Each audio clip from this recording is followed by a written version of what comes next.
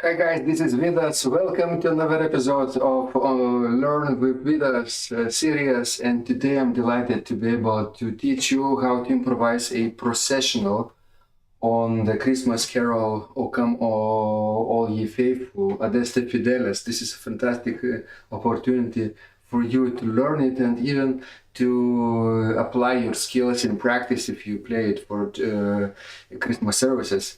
So I hope you will enjoy it today very much. And let's see what we can do. Today I'm going to use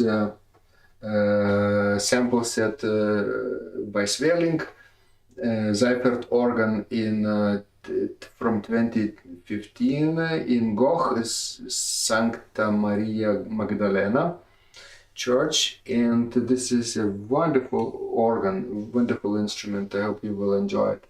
So welcome Niels to the chat. Welcome. Yes, it will be available in replay, of course, if you cannot watch it live. But I hope you will find it useful. All right. So without further ado, let's now check the registration. But before that, let's talk about what is a processional, right? What do we have to do here? Processional in a Christmas service, of course, is a very unique and solemn piece. This is basically probably the most festive occasion to play something loud, something majestic, right? With reeds, not as fast perhaps as the toccata at the end, which could be, of course, suitable for our next Learn with Vidas topic. But now processional is sort of very festive but solemn. So what I'm thinking about like a trumpet tune, like a trumpet tune in alternation with the hymn phrases of Adeste Fideles. Trumpet tune will set the tone, set the character, and it will recur between the phrases of the hymn, and the hymn will be clearly recognizable. And I'll be using the G major key for this "O Come All Ye Faithful" tune. Probably most of the hymnals will have it as well, either G major or F major. It depends on your situation, on your congregation. You can just switch around and decide. All right.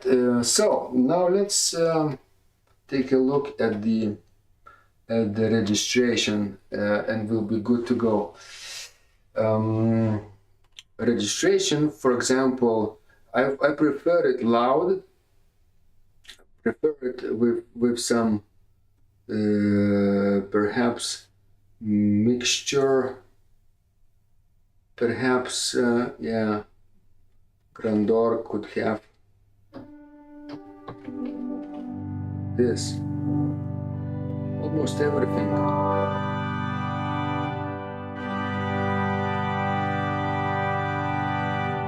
Even coupled to the third manual. And clairon from the solo.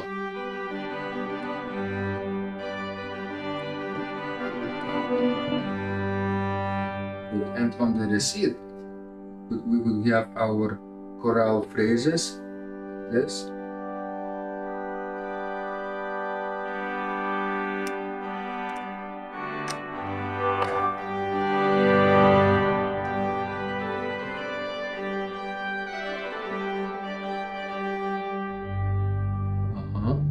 And let's couple to the receipt.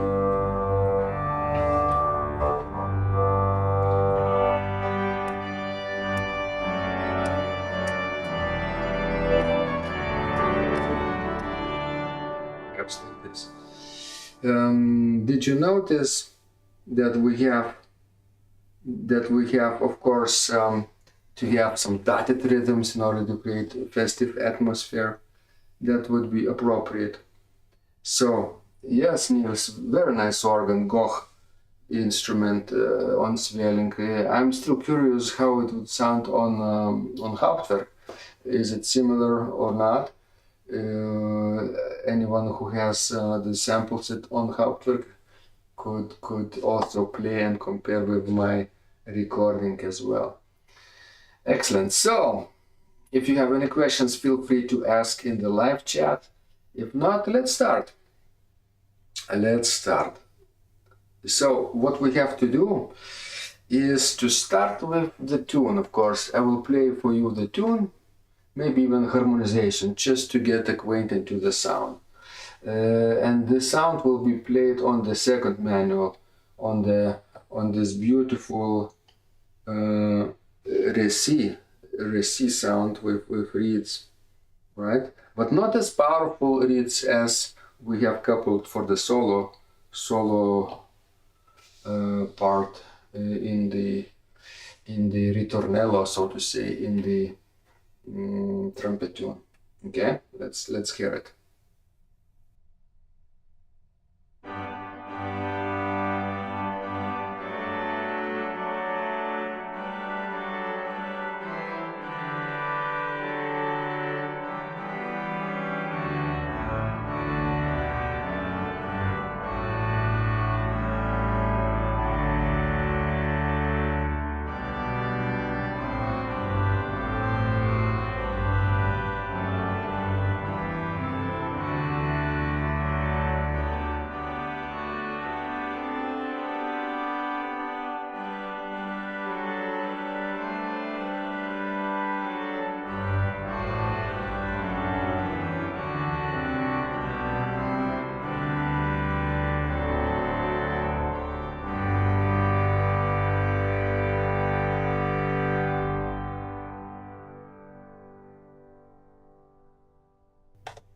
Like this. I hope you enjoy the sound. I think we can do this like this for entire processional. All right. So what we need to do is obviously to now decide the form of the piece, right? The first thing is the form, and how many phrases are there in the chorale. That will dictate the form as well, because the ritornello, the refrain, so to say, the recurring melody between the phrases will have one more occurrence, plus one occurrence. If there are, let's say, 4 phrases, there will be 5 occurrences of the refrain, because we start with the refrain and we end with the refrain. So let's count chorale phrases first, okay? That's 1.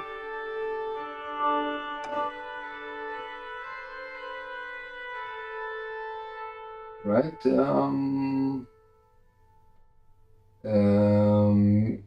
This could be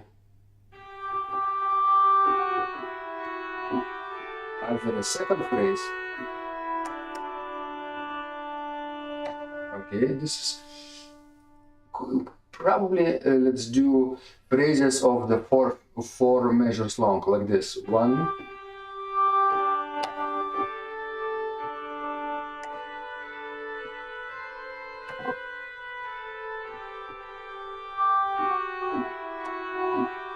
2, 3.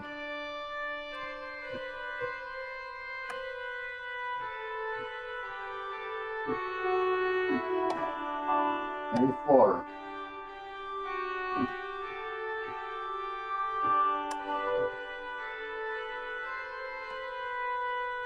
And 5.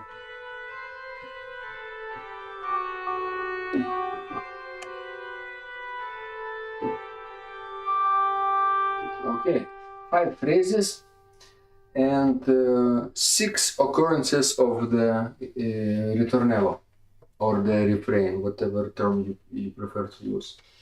Yes, 1 plus 1, right? We start with the refrain and end with the refrain. And in between those refrains, there are chorale phrases.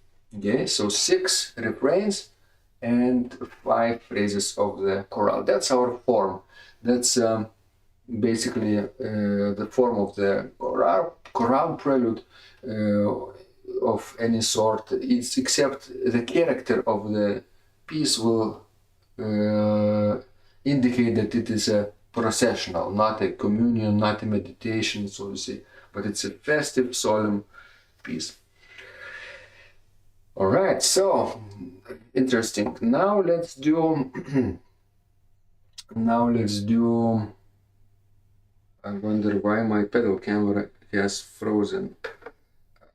In the past week, I think I have been dealing with frozen picture, so to say,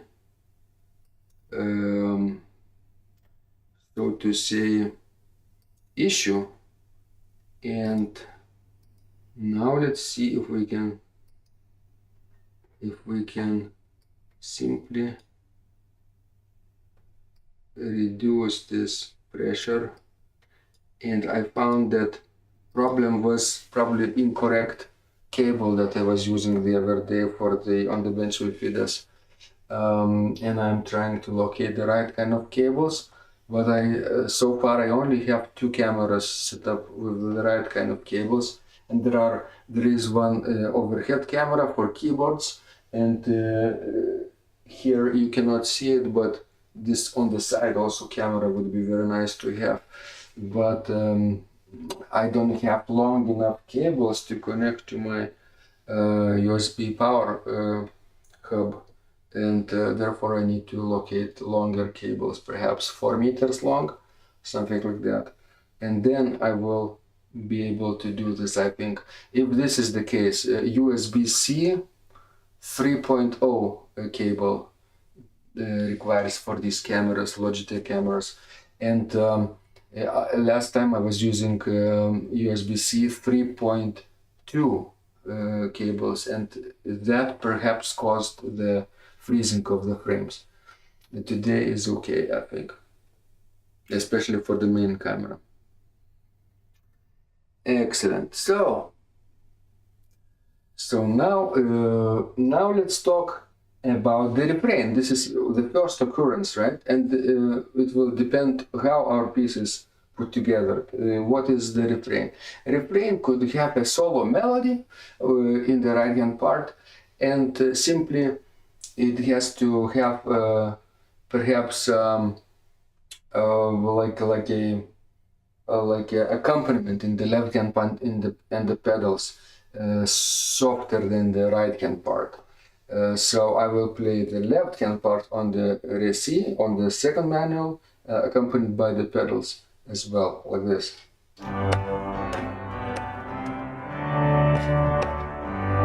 Something like that. Different harmonies. About harmonies, it's another topic, of course, but the sound is like this. And the refrain solo melody will be, of course, with those reeds and like this.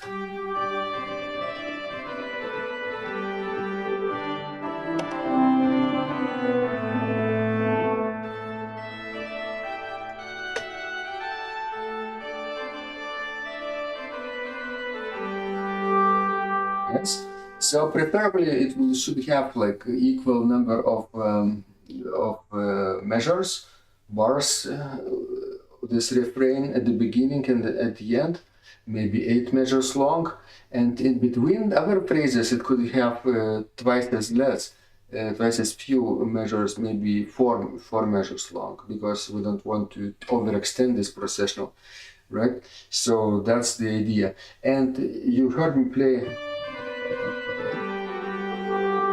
this dotted rhythms. That gives the melody and the prelude sort of very nice feeling about the character, like a solemn, festive feeling if you use dotted rhythms. There are 2 more options to use. One is dotted rhythm. The second could have triplets.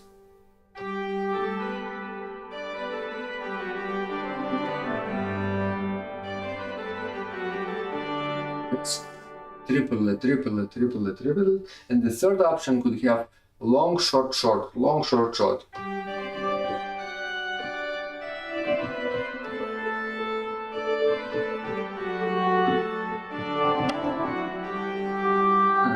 That was on the top of my head, but rhythms are like that. Tan, ta, ta, tan, ta, ta, tan. In Latin, it's called figura corta. If we borrow the Baroque term, which was used in many Baroque works to express joyful character, joyful rhythms. Figura corta. And that could be used, of course, in our sample ritornello, right, or the refrain. But personally, the easiest way to do is with dotted rhythm, like this.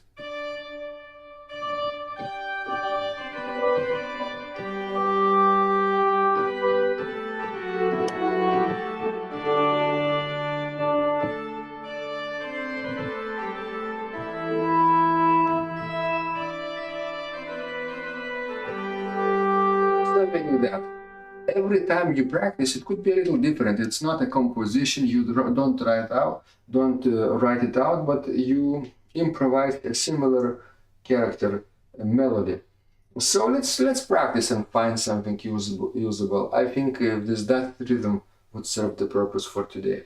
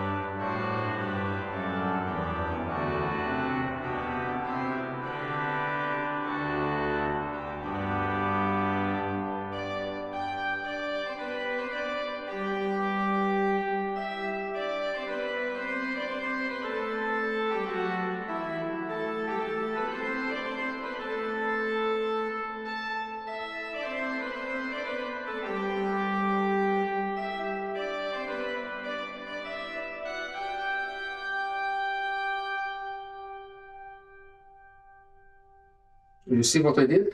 I actually extended the last ritornello somewhat to create a feeling of completion, but we'll talk about it later. But that's the general idea. I didn't include pedals right now.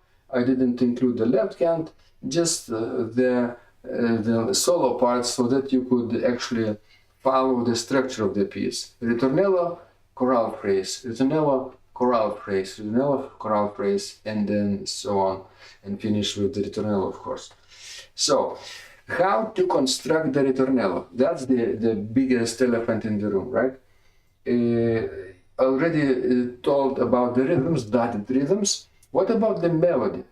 There are three main elements of the piece, of the musical composition that there are more, 7, right? But three main which you will recognize: rhythm, melody, and harmony. We talked about rhythm, mostly dotted rhythms. Meter, of course. Meter is, of course, part of the rhythmical outline, rhythmical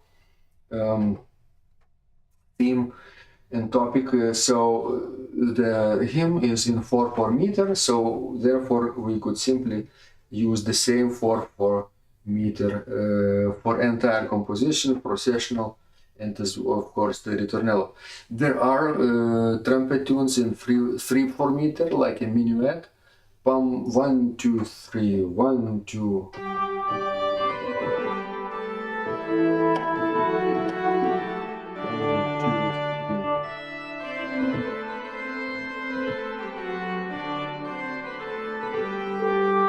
1 2 3, sort of either minuet or another dance. I'm looking for like a polonaise, for example. Also a triple meter. Pum pum pum pum pum pum.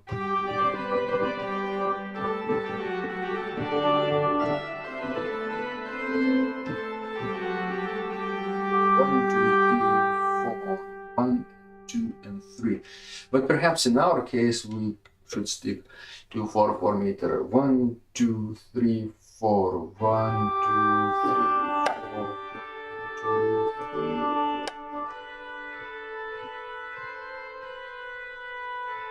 This. So the same meter and rhythm would be in 4/4 meter also for the refrain. Okay, melody. How to create the ritornello now in terms of melody? The joyful ritornello always would have joyful intervals, either very pure intervals, perfect fourth or perfect fifth. Every anthem has like this perfect fourth or perfect fifth. Jumps of an octave up or down, especially up, right? Jumpy tunes, basically, that would be your main criteria. Not stepwise motion, so to say, because stepwise motion not always is very associated with the joyful rhythms and joyful melodies.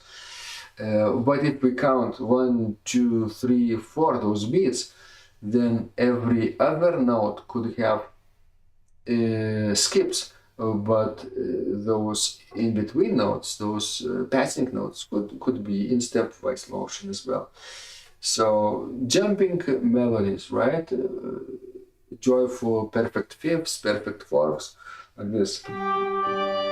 Perfect fourth, perfect fifth, perfect fourth, like this. Both work. Perfect fourth. Perfect fifth. Perfect fourth. And that rhythms do the rest. And harmony. Of course, harmony will depend on the accompaniment. But if you are comfortable using classical harmonies, like in the hymnal for the hymn, you can simply basically add those similar harmonies, tonal harmonies, in the accompaniment of the ritornello as well. Of course, it could have different harmonies altogether, a little bit more advanced harmonies, seventh chords, and more colorful things like I play sometimes like this.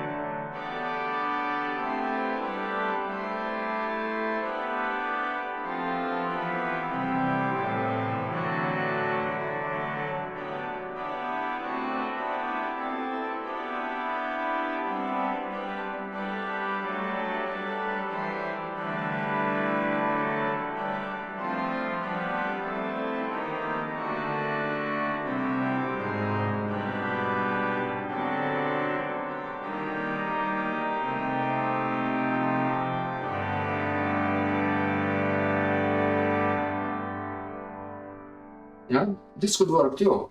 What I did is I added lots of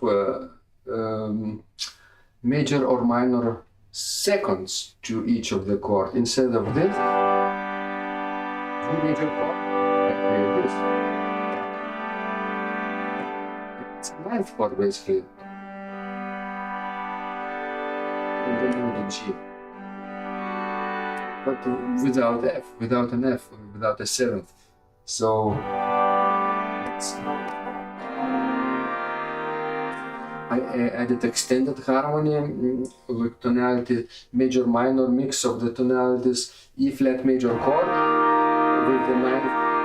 Depends, it belongs to the G minor mode, not G major mode, right? Because G major doesn't have flats, flat keys as a related keys, but G minor mode does have several keys which have 2 or 3 flats or 1 flat, right? So you can create the same thing and borrow some things from the minor area as well. It would mean that borrowed chord will be major, by the way, most of the time. And if you are in a minor mode, then borrowed chords will be in a major mode. If you are in a major mode, the borrowed chord will be in a minor mode and vice versa. Anyway, I think this concerns extended harmony and extended tonality, and more advanced harmony than we have time for today. So just let's focus on creating the simple tonal harmonies in G major, and I think we'll be fine also for this session, right? If you want, I can teach you, but let me know in advance when you will need it, more colorful harmonies, but perhaps not today. Today your focus is on processional, and the processional that you could master and prepare in time for Christmas service, or recital if you want to. Yeah, excellent. So so let me demonstrate how this ritornello would sound with the accompaniment and the solo.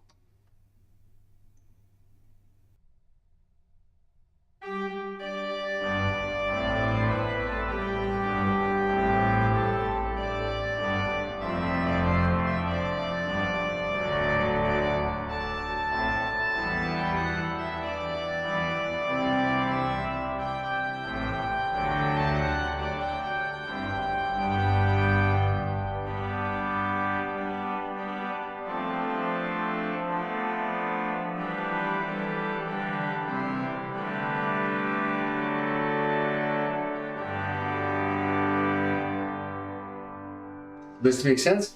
So what I did, I used major and minor chords. G minor, G major, A minor, B minor, C major, D minor, E minor. Yeah, those 6 chords which are common to the G major area.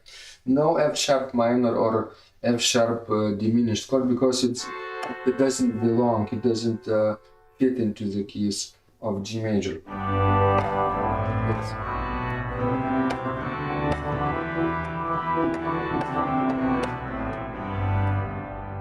And even if you don't use inversions of those chords, only root position chords, you can create nice ritornello accompaniment. You also, did you notice I used specific rhythms? Not every note of the melody received a note of its own in the accompaniment. Notice what I'm playing with some rests, and those rests help to create nice rhythms in the accompaniment. One more time.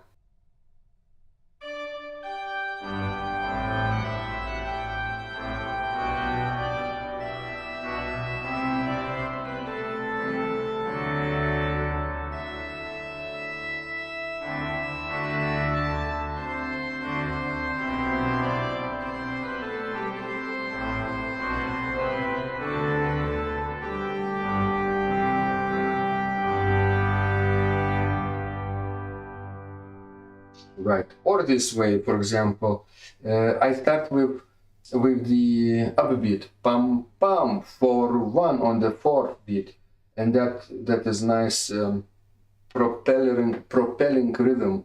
1 2 3, pam pam, param pararam taran, pam pam, and my left hand doesn't play every note, right, together with the right. Sometimes it has longer notes, sometimes shorter, and sometimes rests. It depends on you also. One more time.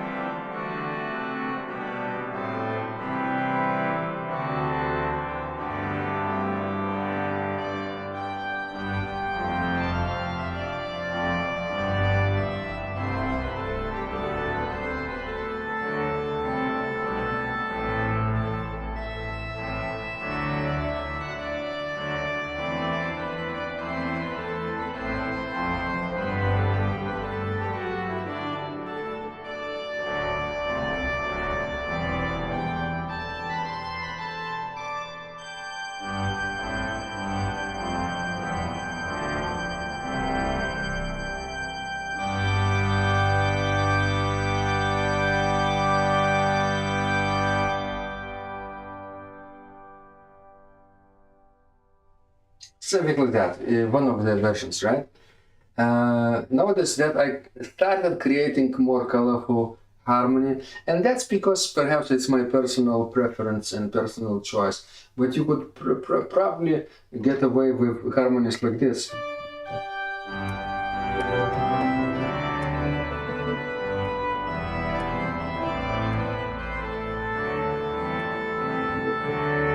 It is simple harmonies from G major scale. Tonic, supertonic, median, subdominant, dominant, and 6-scale degree chord, which could be also very useful as well. Like this. Does it make sense? Yes. If it does, feel free to ask me questions in the chat if you're watching this live. Otherwise, yeah, that's all there is to it, basically. The secret to this fluent playing, and I'm not always playing without mistakes, you can always notice that sometimes some chords are more convincing than others, is because I'm practicing at the same time that I'm teaching, right? So if I do it several times, every time will be a little different, and every time hopefully it will be a little better too. And after several repetitions, you will get some breakthrough about the melody, about the harmony, about the rhythms that you're using. And so I suggest, of course, if you're doing it on your own and no one is watching, like today, for example, you're watching me. If you're on your own, slow down. Of course, don't use concert tempo for any reasons right away, right?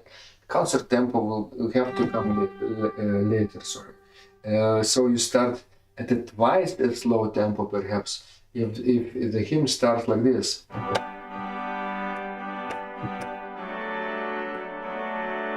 1, 2, 3, 4. Your practice tempo should slow down twice as much. 1, 2, 3, 4. 1 and 2 and 3 and 4.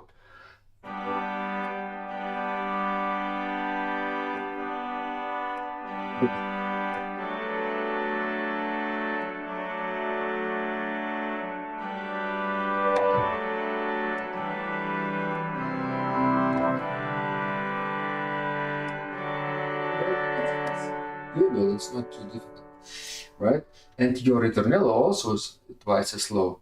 1 and 2 and 1 and 2 and 3 and 4.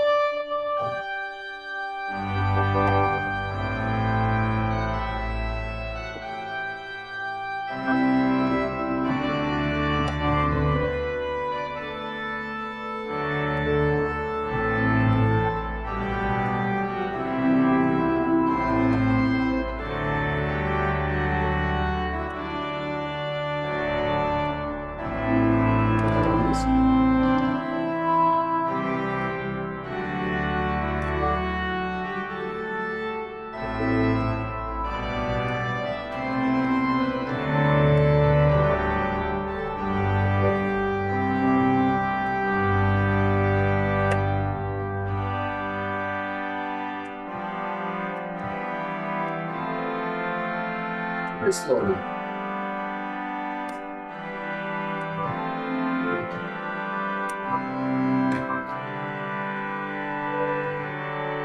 That's your practice tempo, by the way. Did you notice I don't play legato here? Especially in large acoustics, in church acoustics, church environment. If you have a virtual organ with sample sets like this, and you want to sound convincing, not too sloppy, not to rush things, you have to play it like in a Baroque style piece with articulate legato in this case, because the style is actually neo-Baroque. We're using neo-Baroque techniques here. And in order to create solemn articulation, you have to articulate just like in a Baroque piece. Lift before the downbeat, right? Shorten the weak beats. So shall I play it one more time at the normal tempo for you to feel the character of the piece one more time and get you into the rhythm of practicing. Hopefully you will get inspiration because of this. All right, let's see you on the other side.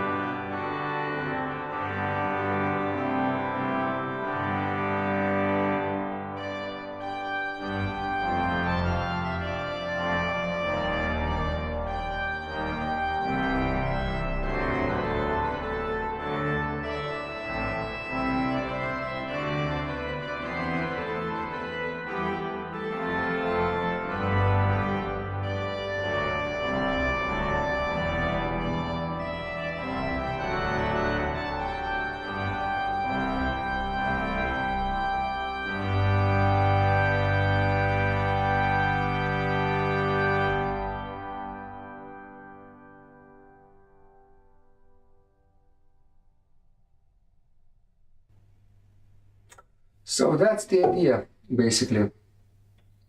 What do you think? Did you feel that you could do it yourself? If so, let me know. And I think you deserve one more try from me, one more example, right? Every example is somewhat different, did you notice? But every example is going towards something, right? And I believe the third one will be even nicer, won't be as extended as the second one. The first one was a little shaky. I was thinking, wow, what's happening? Am I really playing for you? And it appears so. I was playing for you without interruptions, and I started doubting myself also. But the second time I got, more stable. But let me tell you what happened. On the second try, I sometimes overextended my ritornello too much because I wasn't thinking clearly what's next. And keep in mind to be short and concise. That would be the best thing. But of course, even if you play it a little longer, it doesn't matter too much, as long as you are on the right rhythm, 1 2 3 4, 1 2 3 4, and as long as your phrases, chorale phrases, are recognizable in the right rhythm, the harmonies can be extended and colorful as well. So before we end, let's do it one more time, one last time. Enjoy.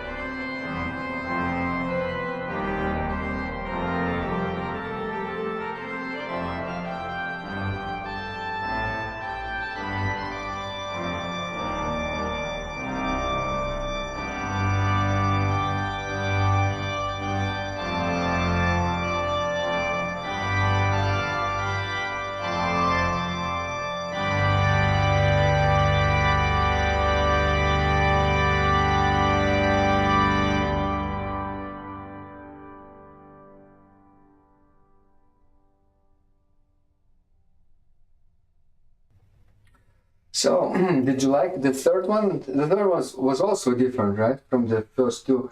But did you notice what I did at the end? I extended somewhat ritornello and ended it into the high note D. So to say, to allow my thumb in the right hand part to play a little excerpt of the first phrase, but while holding this D.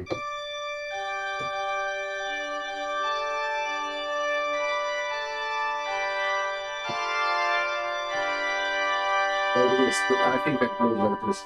So this final phrase in the lower voice of the right hand part reminds the congregation or the listeners how the tune itself sounds and what kind of melody is being used and what they are supposed to be singing next. Right after this processional, your congregation will probably start singing it, right? So it's good idea to end either prelude or the communion meditation or the offertory piece, interlude, right? With some kind of reminder of the first phrase of the tune. If the tune is very, very well known, you could actually end it with the last phrase of the tune so that people would know how to start. It's like the ending of the stanza, and this reminds the listeners, oh, the first stanza will come next after this last phrase, right? But in most cases, you could probably do very well if you just play the reminder of the first phrase, not the last phrase, right? So that's what I did today. So if you enjoyed this, go ahead and practice. And hello, Rin, and hopefully you will watch it later, the entire thing. I hope this was useful and you can experiment not only with improvising, but also if you want to write it down, feel free, because improvisation and composition is just two sides of the same coin, actually. In improvisation, you are composing music at the moment of creation, at the moment of performance, yeah? You're performing and creating at the same time.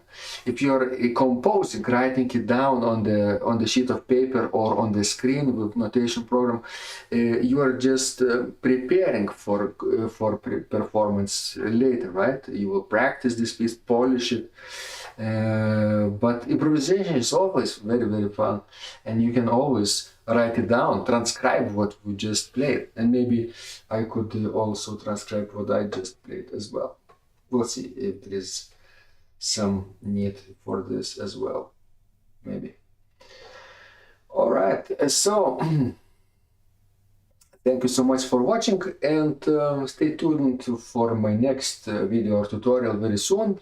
And in the meantime, we'll see you on Friday with on the bench with Vidas, episode 25, I believe.